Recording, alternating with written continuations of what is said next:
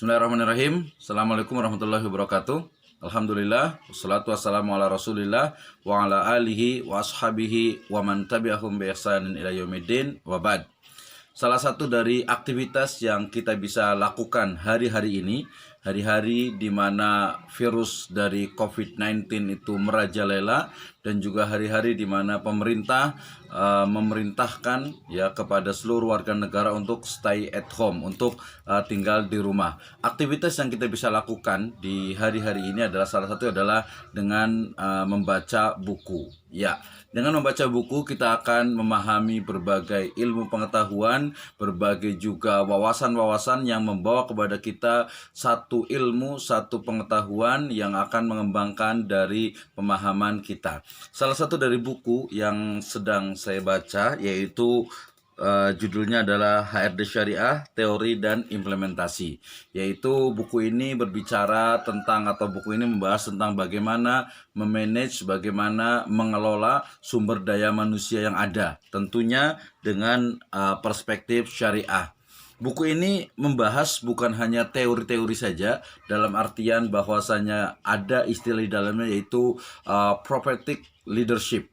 Ada juga dalamnya ada prophetic compensation and benefit, prophetic recruitment and selection, kemudian juga rekrutmen dalam bidang atau fikih industrial atau hubungan industrial dalam perspektif ekonomi syariah. Maka membaca buku ini kita akan terbawa kepada salah satu dari bagaimana kesempurnaan Islam itu berbicara tentang memanage, bagaimana mengelola dari sumber daya manusia yang ada. Tentu saja dengan perspektif dari syariah, perspektif dari Islam. Bagaimana sebenarnya pada masa lalu juga Nabi Muhammad SAW itu mengelola sumber daya manusia yang ada. Bagaimana dimulai dari merekrut mereka untuk masuk ke dalam Islam, kemudian juga bagaimana selection itu terjadi baik secara alamiah ataupun secara terstruktur, kemudian juga bagaimana pengembangan dari SDM itu dilakukan, kemudian juga bagaimana fee atau compensation atau benefit yang diberikan, yang didapatkan oleh para dari staff atau sumber daya manusia yang ada, hingga bagaimana hubungan-hubungan industrial antara perusahaan dengan staff dengan pegawai itu ternyata sudah diatur dalam Islam.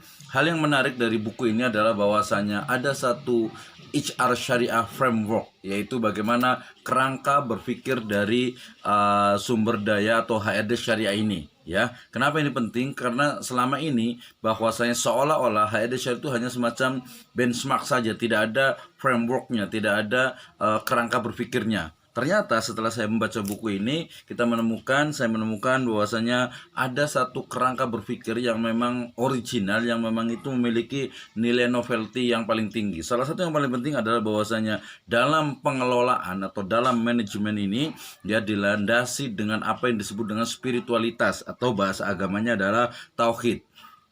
Tauhid menjadi salah satu atau bahkan menjadi satu-satunya fondasi dasar yang nanti di atasnya akan dibangun berbagai elemen-elemen, berbagai tiang-tiang yang akan menegakkan daripada manajemen HRD Syariah ini. Kemudian nanti ujungnya itu adalah falah, yaitu kesejahteraan, tidak hanya di dunia tetapi juga di akhirat. Tentu saja ruang lingkupnya kemudian tercover oleh apa yang disebut dengan prophetic leadership atau kepemimpinan berbasis pada contoh Nabi Muhammad SAW. Maka membaca buku ini Anda akan memahami bagaimana manajemen HRD Syariah, bagaimana memanage, mengelola, mengatur sumber daya manusia yang ada, manajemen sumber daya manusia yang didasarkan kepada nilai-nilai Islam. Demikian, Assalamualaikum warahmatullahi wabarakatuh.